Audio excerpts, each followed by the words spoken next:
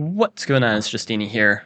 Originally, this video was going to be showing how good Yadek secretly is on Archipelago, especially against Polaris. I thought maybe you can do some like Rider Road stuff against them. I played a game against Polaris and it did not go well. But I tried again, and then I went against AQUARION, and I thought, oh, well, I'm just screwed. But instead what happened was one of the most beautiful games on Archipelago I've ever seen. People sleep on this map type so much. It is honestly one of the best map types. Like, I'll just say that Archipelago is really good. Like, way better than Drylands, way better than Pangea. People sleep on this map type. And I'm going to show you a beautiful Archi game. Yadek versus AQUARION. So let's get right into things. So I'm going with the 2-warrior opening. I want to get my suburbs nice and quickly. Just get that going. And there's not really a whole lot of bridge action, sadly, which is kind of the problem with Yadek on Archi. There is a bridge, so I have something to work with, but it looks like I need to go fishing anyway, so I'm going to be getting port connections and kind of going that way. Find a ruin, though. Really nice. Get an explorer. See what's up. I meet the opponent. They're kind of struggling, actually, in terms of economy, but they do get leveled up. They had to buy Org, though, which is usually not ideal for AQUARION. That definitely helped me a lot. And I managed to get the city for free. I managed to just get to it first. Now I can connect everything, and I actually have to buy hunting as well. So this kind of tech tree is usually actually quite bad to see. Like, you don't want to be branching out to these so early. Like, maybe later on to get your giants is nice, but on turn 7, it's really not too ideal. But I really need those level 3s. I go ahead and attack here. Right? They can't punish me. They have to move the warrior away, which means they can't hit my raft. That's why I hit this. I want to keep my raft nice and safe, so they move away. Sure enough. But now I can get the scout, kill the warrior anyway. And now I can probably get my hands on this village, and I'm actually going to be sitting on 5 villages, which is pretty good on a small Archi. It's not Grand Bazaar, but it's good. And usually AQUARION's really good on Archi because these riders are 3 stars, these scouts are 7, but I'm kind of like able to pick off the riders if they overextend, and that's going to make things a struggle unless they build up a lot of riders. And so I'm kind of able to punish some of their mistakes here. Get another nice level up. My economy's looking pretty decent. They do get a nice hit there, which that's like a 3-star hit there because it damages my scout a lot.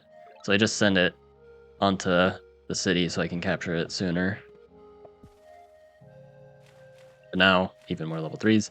I'm set up to maybe get a giant going if I get forestry. They have a crab though, so yeah, I need to get forestry. I get a ramming rune though. This ramming rune is super helpful because now it does allow me to get forestry. I was going to get it anyway, but I don't have to pick up ramming now. It was like basically better than a star rune because ramming was 12 stars.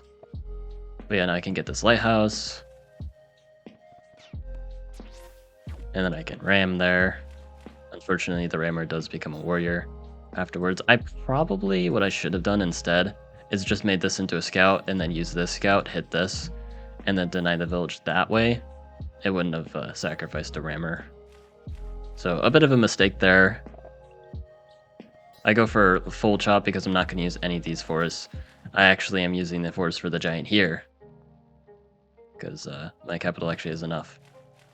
I get some vision. I was hoping maybe I get Eye of God. Oh, it's so close too, but I barely miss it. Luckily, I don't think the opponent's getting Eye of God. Even if they get both villages, it just is really hard for them to get both corners here. And yeah, they are gaining this village because of crab, and they just got this one. So it's kind of inevitable. They're just getting those. But I'm getting my own juggernauts in the water. These crabs are a bit scary, but I do have scouts. Those are going to deal some nice damage, and I have rammers to deal with any supporting amphibians. They have waterways now. Very scary. Both these crabs on bubbles. And now I can get navigation. I was preparing for this. I have quite a few starfish, because navigation costed me 19 stars. So I actually only got 16 back, but once I get this, I get even more back. And yeah, I can poke these crabs, get the bubble off of them. That's really important here. get some rammers set up. And they're gonna hit my scout, of course. They're gonna also kill this rammer, which is actually a very smart play because they don't have marine life, so they can actually escape this amphibian just fine. So they took out a 7-star unit there. Aquarion's just so efficient in the water. So it's really hard to get good trades against them. I get climbing. The reason why I get climbing is in case I got a vet sword, I don't want to Justeeni my own warrior. And was it worth getting climbing just for that to happen? Probably not. Yeah, probably not. This was a live game. But yeah, I probably shouldn't be. Oh wait, no. There's a ruin here. No. This is a good play. Climbing is worth it.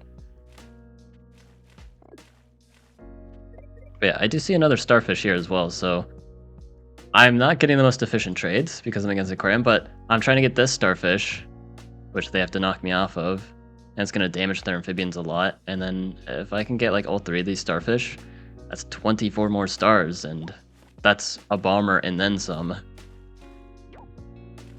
But yeah, they are going to be able to knock me off of the starfish. They played this very efficiently. And I actually don't notice they actually just got a vet amphibian.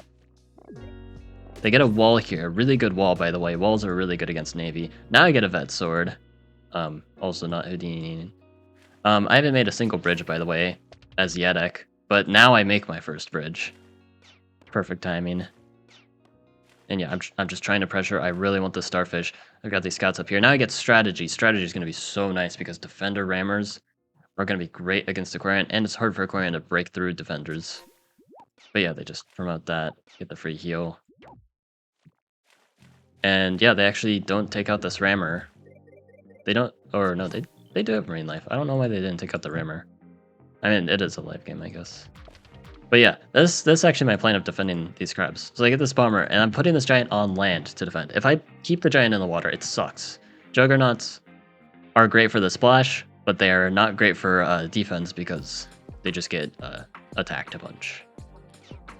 But I really need to play defense, so I'm going to keep my giants on land. And these bombers are super important, because Aquarion kind of struggles into bombers if they can't reach them. And so I need this zone of control with the giants. I'm trying to pressure. I have a really nice unit advantage, but I don't want to attack too soon, because it's going to be really inefficient. But I'm trying to pressure at least a bit.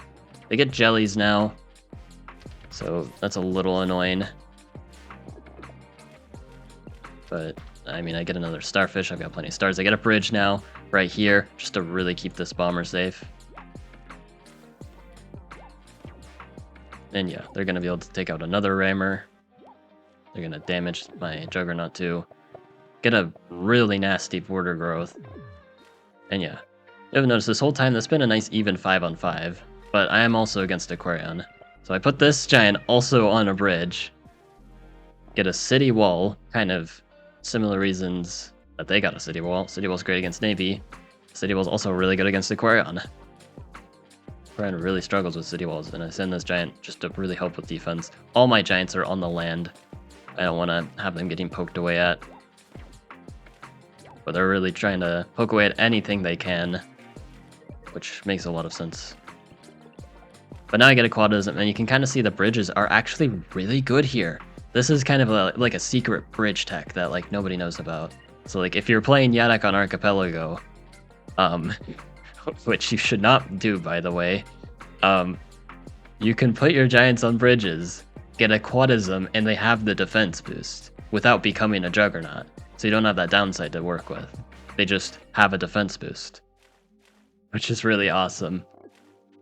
And that makes it so that they can't actually break through. And I get these bombers in really safe spots. I have 24 star per turn. I can make a bomber a turn. But I go for diplomacy because I see this juicy city. And I know what you guys might be thinking. They've got jellyfish, though. How on earth are you going to connect with a cloak? Let's not worry about that for now. You know, this cloak is not connecting for a while anyway. I can find a solution for this. They get tridents. They get tridents. Oh my goodness. Tridents are really interesting because a lot of people hate tridents. Tridents are actually pretty good, though, because they're good against bombers. 2 tridents can kill a bomber. If If it's a defender bomber, I think you need 3, but 2 of them weaken the bomber quite a bit. Plus, like, that second trident that kills the bomber also can poke away at something else, so... Tridents are still surprisingly efficient, but they leave this one out in the open, so I gladly snipe it. I have to use 2 scouts, though, so it's not actually that efficient for me. But I don't want the trident messing with my bomber, so I'm trying to advance a bit. And yeah, this trident sniping my rammer. That's a really important thing with these tridents is they are good against rammers. They could also use archers, but the archers kind of struggle a bit against the bombers. They don't have as much movement. Maybe archers are still worth using anyway. But I do like the idea of tridents. But yeah, I'm getting the cloak ready. It's really close to infiltrating, but it actually can't go through this tile. I know that cloaks have creep, but dinghies are different, I guess. Oh, that's why. Dinghies don't have creep. They have all these abilities, but they don't have creep. I wonder if that's intended. I'm actually really curious now. I feel like they should.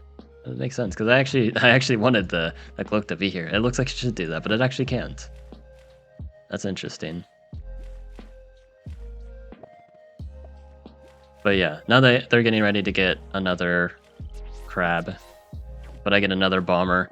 And the more bombers I can build up, the better. Because each bomber is like... I mean, it's a catapult with splash. But now I can finally get a cloak hit. They put a crab here. And I only get 4 daggers for some reason. I have no idea why. Oh, that's why. Border growth. Really funky border growth. I was so confused in the game. I didn't, realize. I only got 4 daggers. I got scammed. But yeah, I get another cloak. I drain this tile also, just to be really annoying. Makes it harder for them to advance because they don't get bubbles on these tiles. And they can't move their jellies there. But yeah, I'm trying to pressure them a ton now, advancing this bomber to a really annoying spot. They have to deal with all these daggers. And they're using this jelly trident combo, cleaning up everything. So this is another good use of tridents here. And yeah, trident does clean things up, but now the bombers are going to be able to retaliate with a bunch of damage. There's also the live game timer pressure at this point. They were struggling a bit with that, so they missed the chance to train some units. And after 25 turns of some serious shenanigans on Archipelago against AQUARION, it's not against Polaris, I know. Polaris is practically unbeatable, unless it's a really bad player, which I don't think that's interesting to watch. This AQUARION player was actually pretty decent. They kind of knew what they were doing. But with the power of the 3 bridges, cloaks, and some bombers, and some funny tech with the aquatism giant bridges, I managed to get things done using Yadok on Archipelago against AQUARION. This was a super fun match. Again, Archipelago is so underrated. I mean, if Polaris was actually balanced, maybe more people would play this map, because it's honestly really fun. But yeah, hope you guys enjoyed. Like and sub, and have a good one.